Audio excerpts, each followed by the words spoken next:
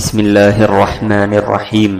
دعا صرف خدا سے مانگے، اس کے سوا کبھی کسی کو حاجت روائی کے لیے نہ پکارے، اس لیے کہ دعا عبادت کا جوہر ہے اور عبادت کا مستحق تنہا خدا ہے، یعنی حاجت روائی اور کارسازی کے سارے اختیارات خدا ہی کی ہاتھ میں ہیں، اس کے سوا کسی کے پاس کوئی اختیار نہیں، سب اسی کے محتاج ہے، اس کے سوا کوئی نہیں جو بندوں کی پکار سنے اور ان کی دعاؤں کا جواب دے۔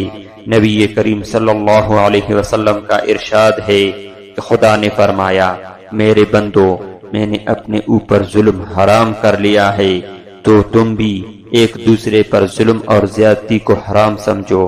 میرے بندو، تم میں سے ہر ایک گمراہ ہے سوائے اس کے جس کو میں ہدایت دوں، بس تم مجھ سے ہی ہدایت طلب کرو، تمہیں ہدایت دوں۔ میرے بندو، تم میں سے ہر ایک بھوکا ہے سوائے اس شخص کے جس کو میں کھلاؤں، بس تم مجھ سے روزی مانگو تو تمہیں روزی دوں گا۔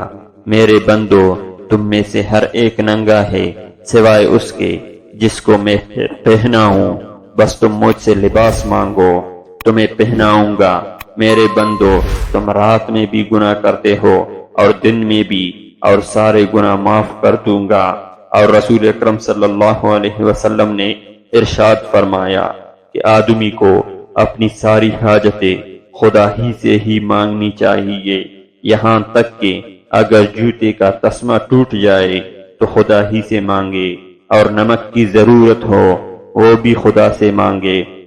مطلب یہ ہے کہ انسان کو اپنی چھوٹی سی چھوٹی ضرورت کے لیے خدا ہی کی طرف متوجہ ہونا چاہیے، اس کے سوا کوئی دعاؤں کا سننے والا نہیں اور کوئی مرادیں پوری کرنے والا نہیں۔